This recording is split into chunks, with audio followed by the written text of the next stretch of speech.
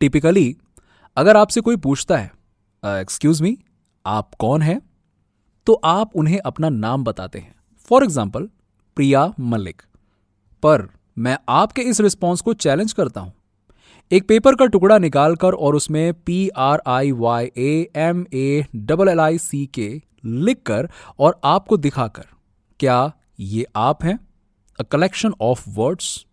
Obviously नहीं। तो आप कहेंगे ओके ओके ओके, तुम सही हो, आई एम सॉरी, मैं प्रिया मलिक नहीं हूं। ये एक सिर्फ नाम है जो लोगों ने मुझे दिया है, ये एक लेबल है। मैं 1995 में नई दिल्ली में पैदा हुई थी। 5 साल की होने तक मैं अपनी मम्मी पापा हिमेश और मोहिनी ठाकुर के साथ जनकपुरी में रहती थी। उसके बाद हम मुंबई चले गए और वहां मैं जमुनाबाई नर्सरी स्कूल में गई और स्कूल में A ग्रेड लाती थी। मैं NIM कॉलेज गई जहां पर मैं भुवन मलिक से मिली और उनसे शादी करी। ये मैं हूं। वेट अ मिनट, ये एक बहुत अच्छी स्टोरी है, पर मैंने आपसे ये तो नहीं पूछा ना कि आपके पैदा होने के बाद क्या हुआ। मैंने आपसे क्या पूछा है कि आप कौन हैं। आपने उन एक्सपीरियंसेस के बारे में बताया, पर ये एक्सपीरियंसेस कौन हैं? अगर आप किसी दूसरे कॉलेज भी चले जाते तो क्या आप नहीं रहते, जिसे अपनी एग्जिस्टेंस का पता होगा? तो आपने इसके बारे में गहराई से सोचा और ये रियलाइज किया कि आपने कभी अपनी लाइफ में ये क्वेश्चन अपने आप से पूछा ही नहीं, मैं कौन हूं?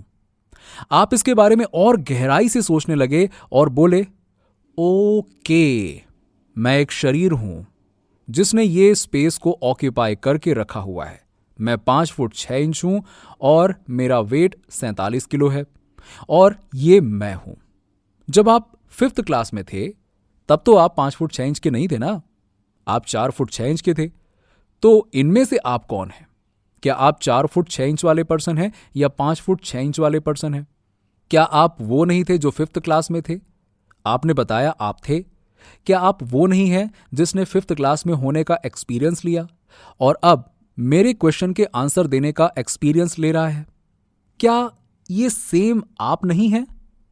आप जैसे दिखते हैं वो चेंज हो गया, पर आपके बारे में क्या, जो ये सब देख रहा है? क्या कोई कंटिन्यूटी ऑफ बीइंग नहीं है? क्या ये बीइंग सेम नहीं है जो शीशे में सालों से आपको देख रहा है? आपको इसके बारे में बहुत गहराई से सोचना पड़ेगा। कौन देखता है जब आप देखते हैं? कौन सुनता है जब आप सुनते हैं? कौन सपनों को देखता है? कौन मिरर में बनी इमेज को देख रहा है? कौन है जो ये सारे एक्सपीरियंसेस ले रहा है?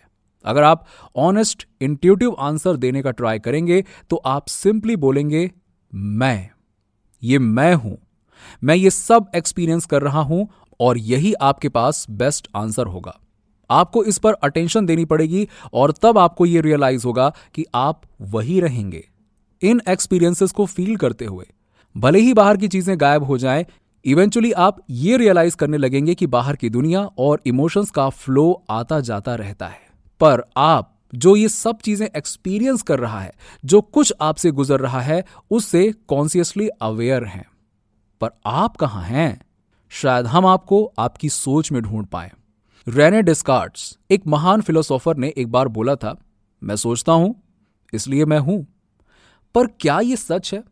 डिक्शनरी वर्ब टू थिंक को ऐसे डिस्क्राइब करती है कि थॉट्स फॉर्म करना, माइंड यूज करके आइडिया फॉर्म करना और जजमेंट लेना। क्वेश्चन ये है कि कौन है वो जो माइंड को यूज करके थॉट्स फॉर्म कर रहा है और फिर उन्हें आइडिया और जजमेंट में मैनिपुलेट कर रहा है? क्या इन थॉट्स को एक्सपीरियंस करने वाला इन थॉट्स के बिना एग्जिस्ट करेगा? फॉर्चुनेटली आपको इस बारे में सोचने की जरूरत नहीं है। आप थॉट्स की हेल्प के बिना अपने प्रेजेंस ऑफ बीइंग, अपने सेंस ऑफ एग्जिस्टेंस से अवेयर हैं।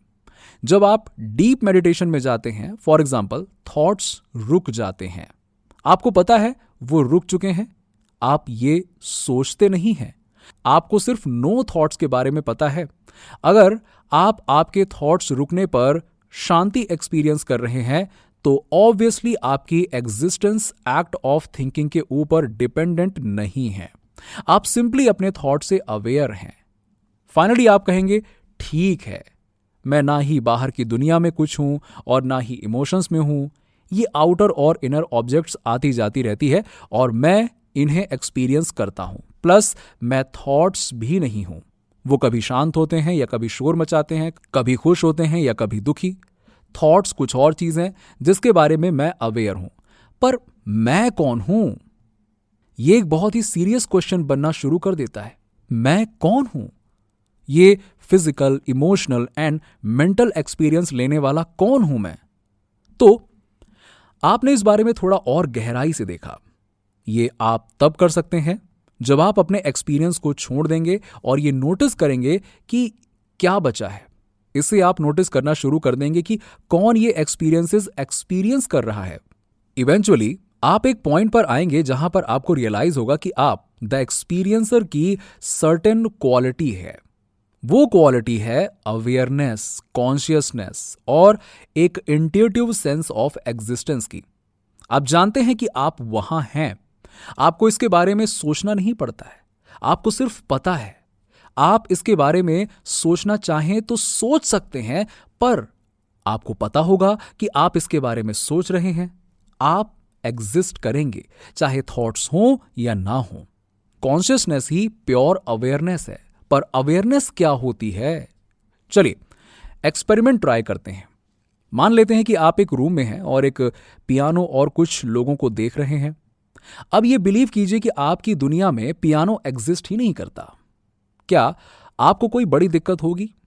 आप बोलेंगे, नहीं, मुझे नहीं लगता, मैं वैसे भी पियानो को इतना पसंद नहीं करता। चलिए ठीक है, आप ये बिलीव कीजिए कि उस रूम में लोग एग्जिस्ट नहीं करते। क्या आप अब भी ओके हैं? क्या आप ये हैंडल कर पाएंगे? आप कहेंगे, श्योर, मुझे अकेले रहना पसंद है। अब यह बिलीव कीजिए कि आपकी अवेयरनेस एग्जिस्ट नहीं करती, बस उसे बंद कर दीजिए। अब आप कैसा महसूस कर रहे हैं? अवेयरनेस एग्जिस्ट ना होना कैसा होता है? यह बहुत सिंपल है।